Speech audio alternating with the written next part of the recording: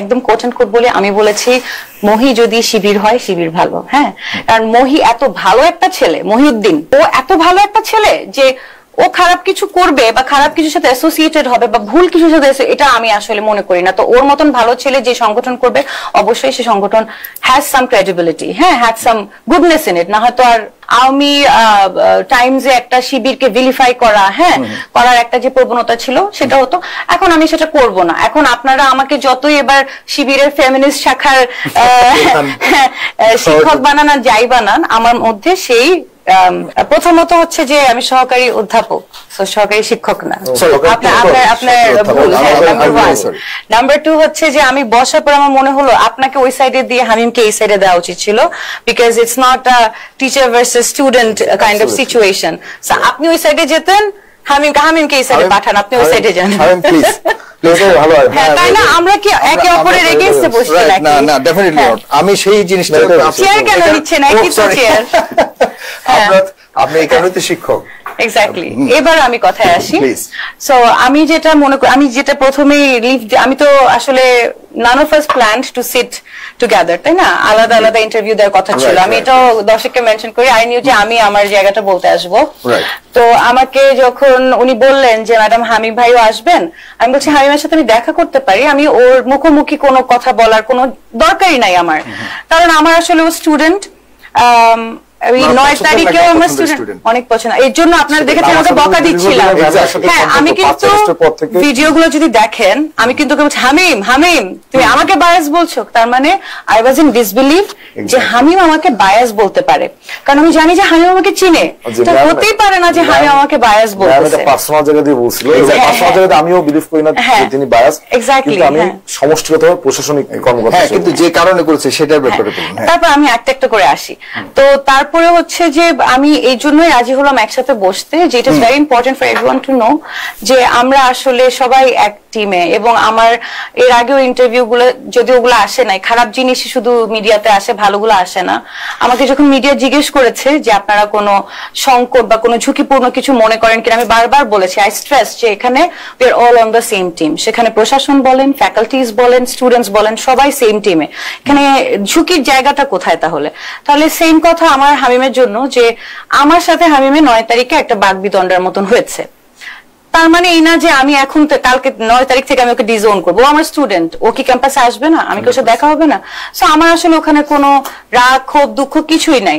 আরেকটা কথা হচ্ছে যে আমাকে ঘটনার পর অনেকে জিজ্ঞেস করেছে ইফ আই এম ওকে। হ্যাঁ, এন্ড আমি আসলে বললাম ওয়াই শুডেন্ট আই বি, মানে আমি তো নর্মালি আছি, আমি বাসায় আসছি, আমি আমার নর্মাল ডে টু ডে কাজ করছি। তো দ্যাটস দ্যাট। সো হামিমের প্রতি আমার কোনো রিজেন্টমেন্ট, কোনো গ্রাজ, কোনো রাগ, কোনো কিছু নাই। এখন আমি যেভাবে দেখি যে আসলে আমি বুঝছি ওই টাইমটা আমিও রেগেছিলাম, হামিমও রেগেছিল।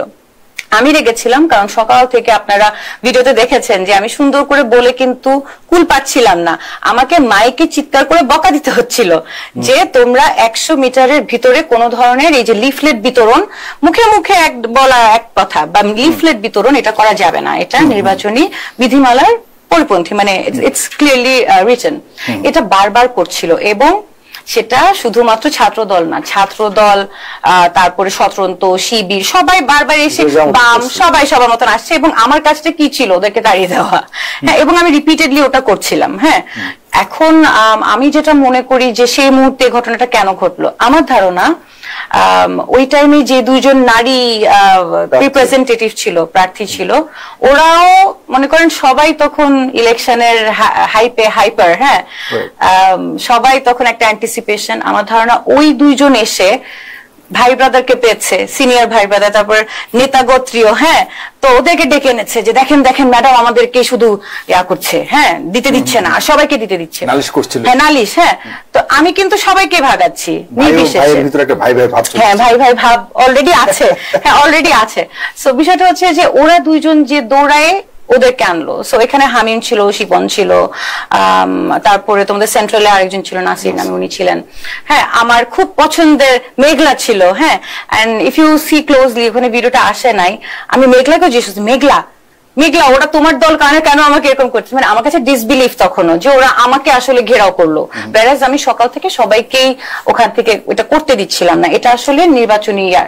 আরেকটা যেটা হামিম বলেছে যে আমি ওকে বলেছি যে আমি তোমাকে রিপোর্ট করবো অ্যাজ অ্যাসিস্ট্যান্ট প্রক্টর, হ্যাঁ, এবং হ্যাঁ ওই মেয়েটাকে, কারণ মেয়েটা আমাকে আসলে অনেক বিরক্ত করে দিয়েছে সকাল থেকে। আমি অনেকবার, ও এখানে একটা কথা শুনেন, বিষয়টা হচ্ছে যে 17টা প্রার্থী বা অন্য কোনো প্রার্থী থেকে যখন ভাগিয়ে দিচ্ছিলাম তারা বের হয়ে যে আবার কিছুক্ষণ পরে ঘুরে আসছিল না, এমন না যে ওরা আসছিল না, কিন্তু ছাত্র দল ঠিক টিএসসির মানে গেটটার পাশে বিশাল করে একটা টেবিল দিয়েছে। সো ওই টেবিলে it was very easy for her, বারবার করে ঢুকে যাচ্ছে। এখন আমিও তো মানুষ, বা আমাদের টিমও তো মানুষ, আমরা তো সিকিউরিটির দায়িত্বে যারা ছিলাম আমরা কনস্ট্যান্টলি কাজ করছি, আর আমি দৌড়ায় যে ওদেরকে বের করে দিয়ে এসে নিজের জায়গায় পজিশনে আসতেই আবার দেখি চলে আসে। And it is a competition, তাই না? ইলেকশন একটা কম্পিটিশন, সবারই ইচ্ছা আছে যে আমি যেন একটু 2টা ভোট বেশি পাইলেও তো ভালো, হ্যাঁ। তো যেই না এই সাইডে আসি ওই সাইডে আবার ঢুকে যায় সবাই, তো আমি সবাইকে তাড়াচ্ছিলাম। তো ওখানে হয়তো কোনো বাই চয়েস কোনো ফেভার করেছেন কিনা, কারণ আমি আপনাকে একটা প্রশ্ন করি এর আগে বিষয়ের দিক থেকে কিছু কিছু বিষয় আপনার প্রতি কিছু কিছু প্রশ্ন এসেছে। একটা আমি আগে শেষ করি রিপোর্টের কথাটা। এবার আমি আপনাকে কোট এন্ড কোট একটু বলি যে কোন প্রার্থী বা তার পক্ষে কেউ নির্বাচনী আচরণ বিধি ভঙ্গ করলে সর্বোচ্চ 20,000 টাকা জরিমানা, প্রার্থিতা বাতিল বা বিশ্ববিদ্যালয় থেকে বহিষ্কার অথবা রাষ্ট্রীয় বিশ্ববিদ্যালয়ের আইন অনুযায়ী অন্য যে কোনো দণ্ডে দণ্ডিত হবে। এটা কিন্তু ছিল বিধির মধ্যে। সো আমি ওকে বকা দিতেই পারি, আমি বলতেই পারি আমি কিন্তু রিপোর্ট করব, করি না করি সেটা বিবেচ্য বিষয়। আজ পর্যন্ত ঢাকা ইউনিভার্সিটি বলতে পারবে না যে আমি কাকে রিপোর্ট করেছি। শিবিরের প্রার্থীকে এলাও করেছেন? না না, আমি কোন প্রার্থীকে এলাও করি না, কোন প্রার্থীকেই না, মানে আপনারা আমার সেন্টারে আমি কাউকে এলাও করি না। তার মতো নিবৃত করার চেষ্টা করেছে, কেউ তার কথা শুনছিল না, যে যেমন হ্যাঁ সবাই ঢুকে সবাইকে বের করি, এটা রিপিটেডলি চলছিল ইন আ সার্কুলার মোশন। লাস্টে যেটা হয়েছে যে তখন দুপুর হয়ে গেছিল, আই থিঙ্ক যত দুপুর হচ্ছিল প্রার্থীদের উপর আমার মনে হয় যে আমার ছাত্রদের উপর অনেক স্ট্রেস, হ্যাঁ দলীয় পর্যায়ে থেকে একটা স্ট্রেস যে কি হবে কি হতে যাচ্ছে। সেই দিক থেকে যখন আমার interpretation of the situation is যখন ওই 2টা মেয়ে দৌড়ে এসে ভাইয়াদেরকে বললো, ভাইয়ারাও এজিটেটেড হয়ে গেল যে হ্যাঁ, কারণ ও যেটা বললো হামিম, আমি এখন শুনলাম যে হামিম বললো যে এর আগে অনেক জায়গায় ওদের এরকম কনসার্ন ছিল। Concern is not necessarily a confirmation, concern প্রার্থী থাকতেই পারে, কনফার্মেশন সেটা হতে পারে না। এখন প্রার্থী সকল প্রার্থীরই কোনো না কোনো কনসার্ন থাকে, ইলেকশনে সবাই চায় যে চেক এন্ড ব্যালেন্সের বিষয়টা। তো ও হয়তো ওর রিয়াকশন গিয়েছে ওখান থেকে, হ্যাঁ, যে ওকে ডেকে এনেছে hype of the heat of the মোমেন্টে, এবং এর জন্য কিন্তু আমি আসলে আমি আপনাকে বললাম না এসে যে আমার কোনো ওর প্রতি রাগ নাই, কোনো ক্ষোভ নাই, আমার দুঃখ যেটা সেটা হচ্ছে যে পরবর্তীতে আমাকে অনলাইনে অনেক বাজে কন্টেন্ট। তবে আপনার কাছে মানে বায়াসনেসের কিছু বিষয় আছে, আপনার অভিযোগ আছে যে আপনি শিবিরকে আপনি এক্সট্রা ফেভার দিয়েছেন, এর সূত্র এর কয়েকটা ইয়ে আছে, মানে প্রিভিয়াস কয়েকটা কানেকশন আছে, যেটা হলো 24 সালে অক্টোবর মাসে যখন ছাত্র শিবিরের এক নেতা, যেটা আপনিও জানেন ভালো করে, মহিউদ্দিন খান ঢাকা বিশ্ববিদ্যালয় শিবিরের সাংগঠনিক সম্পাদক পদে আত্মপ্রকাশ করেন, তখন আপনি মন্তব্য করেছেন, যদি বলি আমাদের ছাত্র মহি শিবিরের সাংগঠনিক সম্পাদক হয়ে থাকে তাহলে আমি নির্দ্বিধায় বলতে পারি শিবির সবচেয়ে ভালো। আচ্ছা, এত লম্বা লাইন বলি নাই, আমি একদম কোট এন্ড কোট বলে আমি বলেছি মহি যদি শিবির হয় শিবির ভালো, হ্যাঁ, কারণ মহি এত ভালো একটা ছেলে, মহিউদ্দিন ওর নাম, যেহেতু আমি তার সরাসরি শিক্ষক, হ্যাঁ সরাসরি শিক্ষক, এবং ওর ব্যাচমেটরা সবাই ওকে মহি ডাকে, সেখান থেকে আমি ওকে ওই মুখে মুখে সবাই ডাকে। তো আমরা যারা খুব জুনিয়র শিক্ষক, যারা, আমি একলা না, জুনিয়র শিক্ষক আরো কয়েকজন আছে, আমরা সবাই ওকে মহি ডাকি, হ্যাঁ।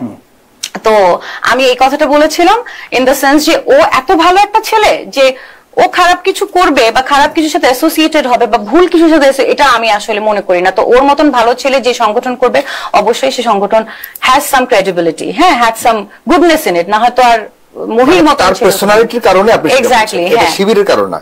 না, আমি তো তখন শিবিরের কাউকে চিনিও না, হ্যাঁ, তখন তো মাত্র I think it was July or August 2024 একদম ইনিশিয়ালি। সো হ্যাঁ, আমি আই স্ট্যান্ড বাই ইট। আমি শিবিরকে ভিলিফাই করতে পারি না এবং আমি করব না, জাস্ট বিকজ আওয়ামী লীগ বা আওয়ামী টাইমসে একটা শিবিরকে ভিলিফাই করা, হ্যাঁ, করার একটা যে প্রবণতা ছিল সেটা হতো, এখন আমি সেটা করব না। এখন আপনারা আমাকে যতই এবার শিবিরের ফেমিনিস্ট শাখার শিক্ষক বানান আর যাই বানান, আমার মধ্যে সেই প্রিভিয়াসলি কোনো কানেকশন কি ছিল না।